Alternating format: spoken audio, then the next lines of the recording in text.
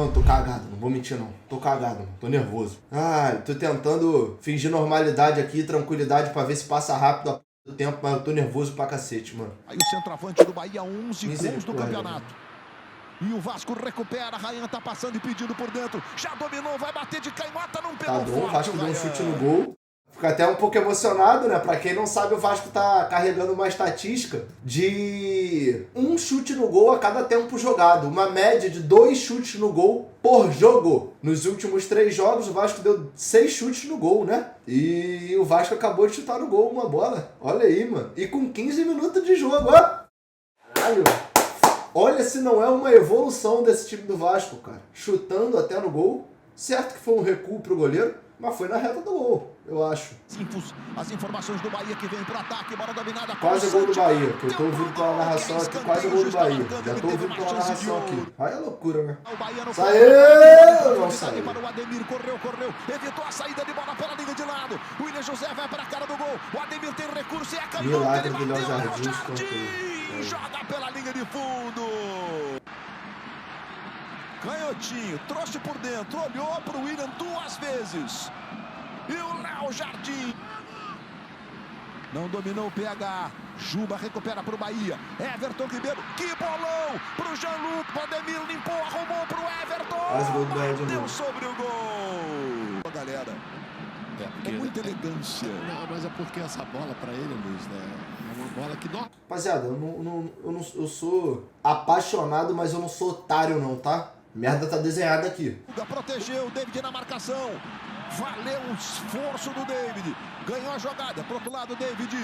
Perdeu pro Eric Pulga. Tentou o cruzamento. Ademir. Contra o próprio gol, entregou. Bola com o Everton Ribeiro. Na direita, Ademir. A time do Bahia aumenta o volume. Ademir levou pra esquerda, bateu pro gol. Jardim. Joga pra escanteio. Segura, Léo Jardim. Chega Everton Ribeiro, recuperando para o Bahia, Acevedo. David brigou, ganhou. E vai ser expulso, DVD. É muito burro! É muito burro! Que time de jogador burro! Vai tomar... Aquele lance. E agora a gente vai rever. Hugo Moura, David ganhou do Acevedo e agora o Canu chega.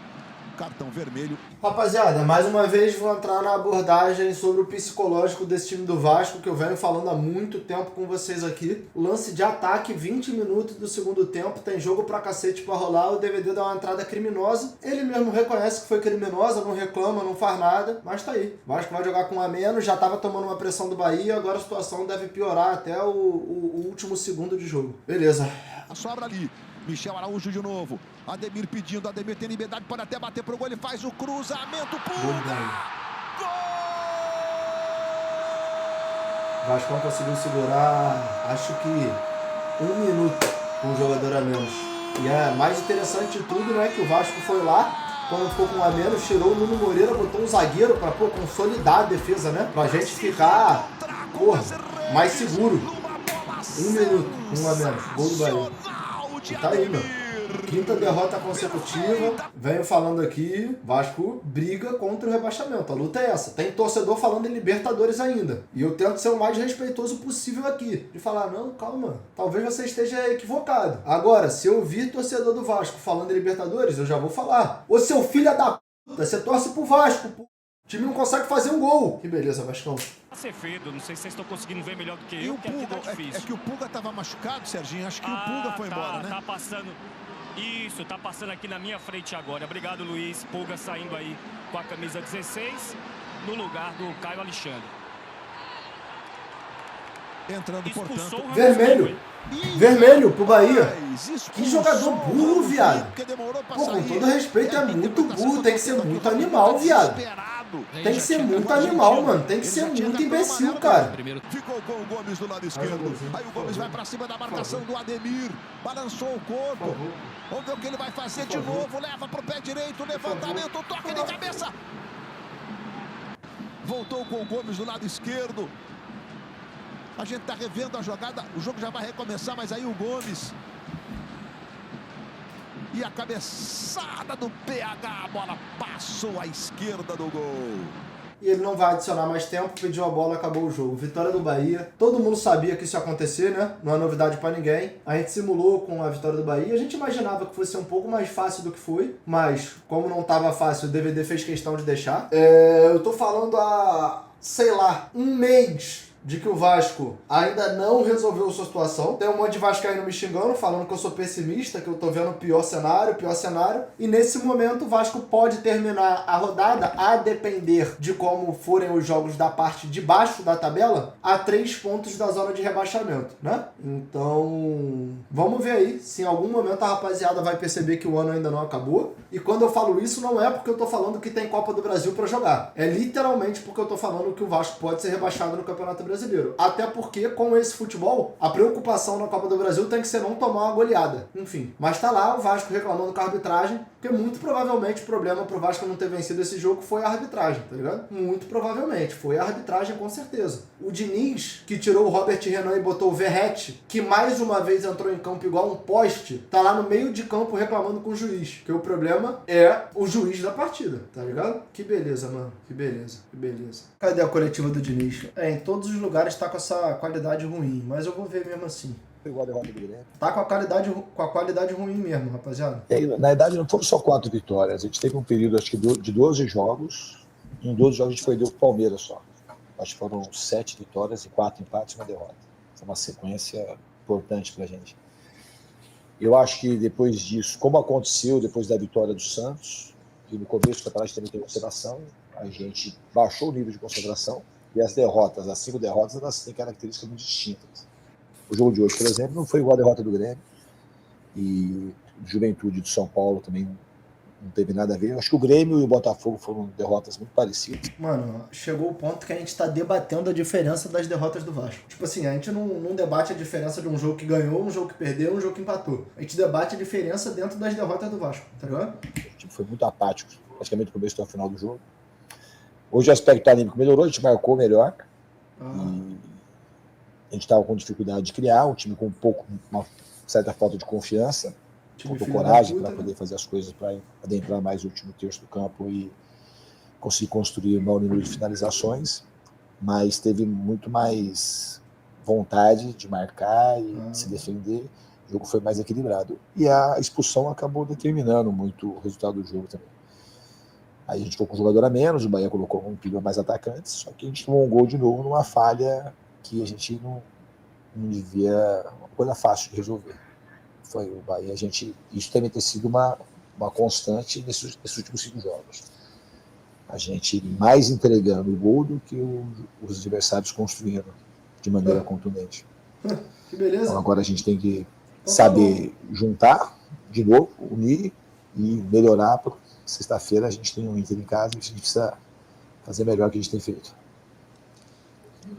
Depois dessa fase boa que o Rafael citou, agora com essa sequência de 5 derrotas, os vascaínos voltaram a fazer contas com o rebaixamento.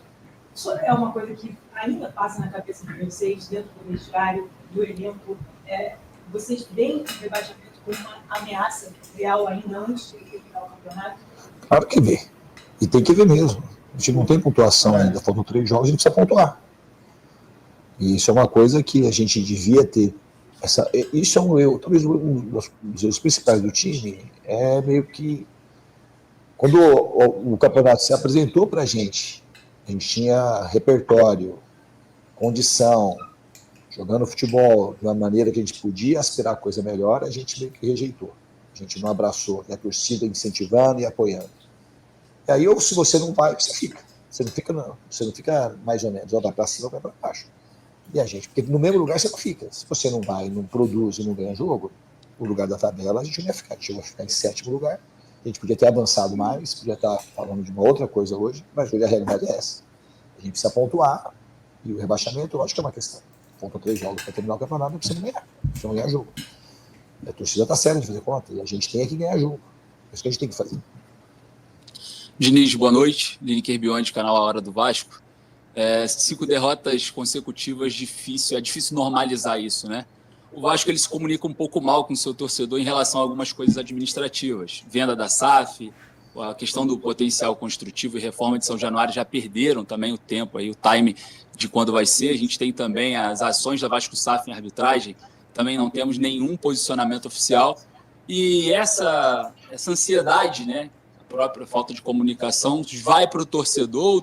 Não, vamos falar a realidade, mano. Eu posso até ser processado por falar essa parada, mas não é nenhuma mentira. E eu quero ver as pessoas mostrarem onde eu tô mentindo no que eu tô falando. Precisou o Crave ameaçar o Pedrinho pra ter uma coletiva no Vasco, pô. Pra falar sobre o Crave, tá ligado? Precisou, foi necessário o doente do Crave, eu sou o vascaíno do Twitter, ameaçar alguém do clube pra ter uma coletiva pra falar sobre a ameaça. Ninguém bota a cara no Vasco não, viado. E isso se estende desde a diretoria aos jogadores. Tava falando ali antes do jogo começar contra o Bahia, a repórter do GE falou assim, cara, então, eu não posso garantir que eu vou conseguir perguntar pros jogadores sobre por que eles demoraram tanto pra voltar pro segundo tempo, porque quando o Vasco perde, os jogadores não falam. Então se o Vasco perdeu hoje, eles não vão falar, depende do que vai acontecer no resultado. E o Vasco perdeu, ninguém falou de novo, tá ligado? Começa também a especular muita coisa e agora chegou na sua pasta Campo e Bola.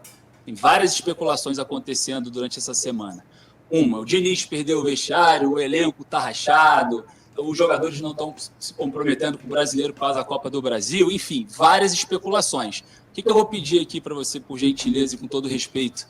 Se você pode ser o mais sincero e o mais esclarecedor possível, ao contrário do Vasco, para o seu torcedor. O que realmente está acontecendo? O que você... Pergunta justa, mas ao mesmo tempo no local errado, pô. Não é o Diniz que vai falar sobre a comunicação da diretoria do Vasco com a torcida, pô. Não é o Diniz que vai falar sobre a venda do potencial construtivo de São Januário. Não é o Diniz que vai falar sobre a SAF, pô. Tá ligado? Faz sentido nenhum isso.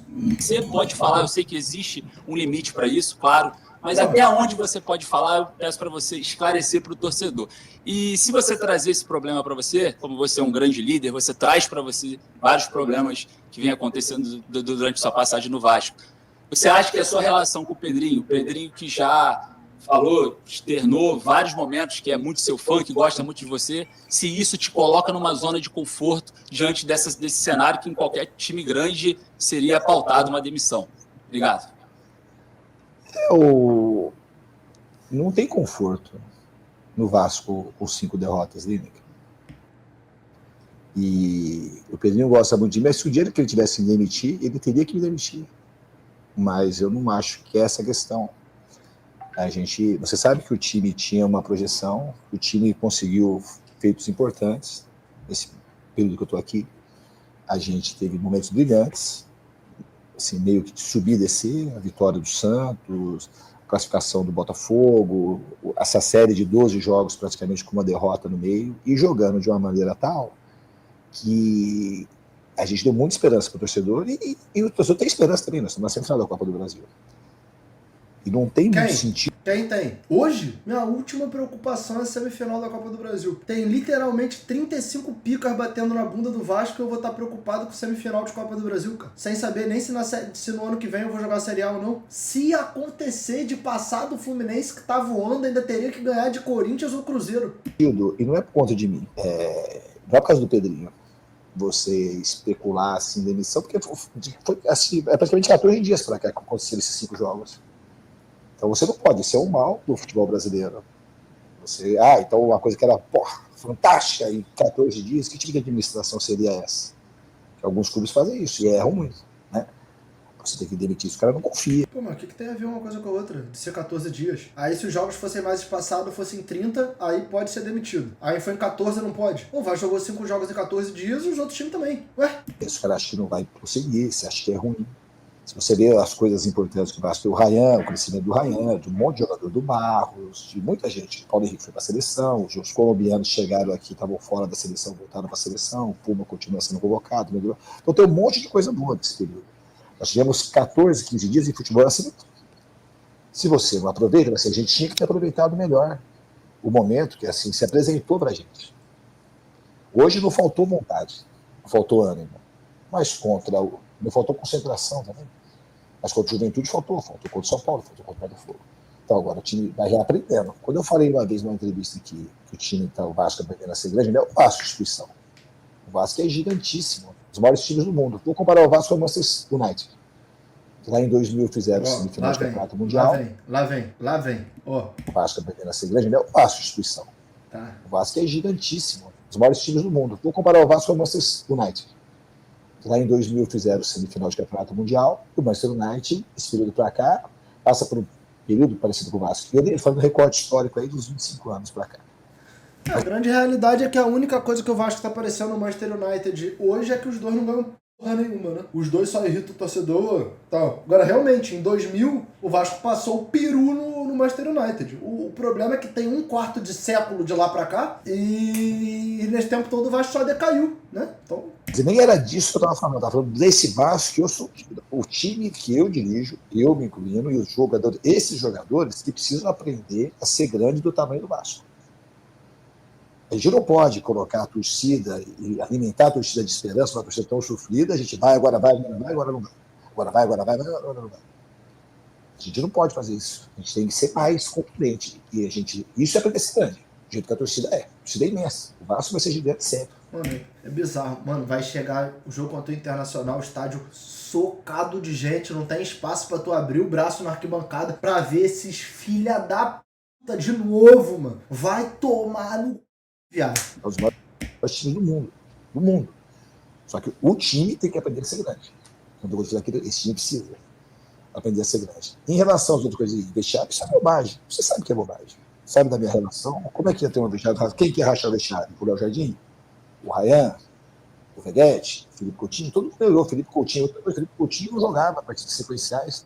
Acho que ele já é agora, nessa temporada. Provavelmente é a temporada na carreira dele que ele fez mais partidas consecutivas, provavelmente consecutivas. Então tem um monte de coisa boa nisso. O que tem de muito ruim? Esse recorte de 5 jogos, ele é muito pesado, muito ruim. E é uma tristeza muito grande. Eu quero vir aqui comemorar a vitória, falar de vitória do Vascão, assim que for possível. Então, assim, eu agradeço a tua pergunta, foi até bom, a tua pergunta foi muito boa, para eu poder esclarecer as coisas. Professor Diniz, boa noite. Ícaro Caldas. Considerando o jogo de hoje, a principal característica do seu time é a construção apoiada, a saída curta, com troca de passes. E o 4-3-1-2 do Bahia, com o William José fechando no Cauã Barros, acabou o senhor não fazendo a saída curta, como é característica do seu time, e optando por uma saída mais longa. Por qual motivo se deu isso? Obrigado. Queria que o senhor respondesse taticamente também. Obrigado, professor. Não, taticamente não foi por conta disso. A gente saiu mais alongado, porque a gente não estava com a confiança necessária para sair jogando curto. Que é uma das coisas que a gente cobra, que o time não sai jogando de outras maneiras. A gente saiu de uma maneira mais longa, era o que dava para fazer hoje, como foi contra o jogo do Botafogo. A gente saindo mais curto, não estava tão difícil para sair. Hoje a gente veio para o jogo hoje mais pressionado, tinha um decréscimo ali de confiança. O Felipe Coutinho também não jogou, que é um jogador que ele se aproxima e acaba dando confiança, além de dar genialidade para a saída, ele acha outros tipos de espaço, a ausência dele acabou também tirando um pouco do repertório para nossa saída, e a gente optou, só no segundo tempo. Rapidinho, o Tietchan não joga o próximo jogo, né? Postaram aqui. Como se fosse um... Fala mais longa, que era o que o jogo estava pedindo.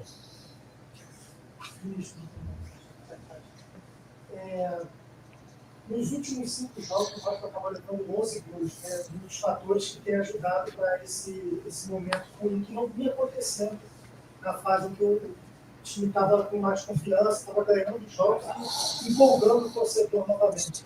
Eu queria saber se esse fator te preocupa muito também nesse momento, além das discussões que você falou agora há pouco, e como recuperar esse ânimo, essa confiança, esse desempenho que tinha antes, a defesa tentando sair zerada, pensando também na semifinal contra o Fluminense, que daqui a pouco está aí e é um momento importante para o ano do Vasco. Eu acho assim, que no jogo de hoje, o que o time melhorou em relação às últimas partidas, teve bastante entrega dos jogadores. A gente não foi um time que encantou, a gente não foi um time envolvente, mas foi um time que voltou à vontade de marcar e de competir. Eu acho que isso aí já é um ponto positivo do que vai seguir para frente. Né? A outra pergunta qual que era? A da defesa, os gols tomados. Então, a gente estava naqueles 8 jogos, a gente ficou, acho que umas 4, 5 partidas sem tomar gol meio sequencialmente. Então, que foi quando entrou o Cuesta e o Robert Renan, e eu sempre falava assim, não é por conta disso, isso é uma conta fácil de fazer, que não é isso. Tanto é que o tempo passou e está provado que não é por conta disso. Eu acho que eu vou repetir, cai naquilo da primeira pergunta que foi feita. Uma eventual demissão de Diniz, quem você gostaria que assumisse? Mano, se eu sou o Pedrinho, já manda a foto do botão já pro Renato Gaúcho e oferece pra ele, mano. Tá ligado? Tem que fazer. Aí, assim, no momento, quando as coisas se apresentam para você seguir e melhorar teu desempenho, e almejar coisas maiores, entregar mais coisas, o time deu uma acomodada que não devia estar pagando um preço por conta desse momento que a gente não soube aproveitar.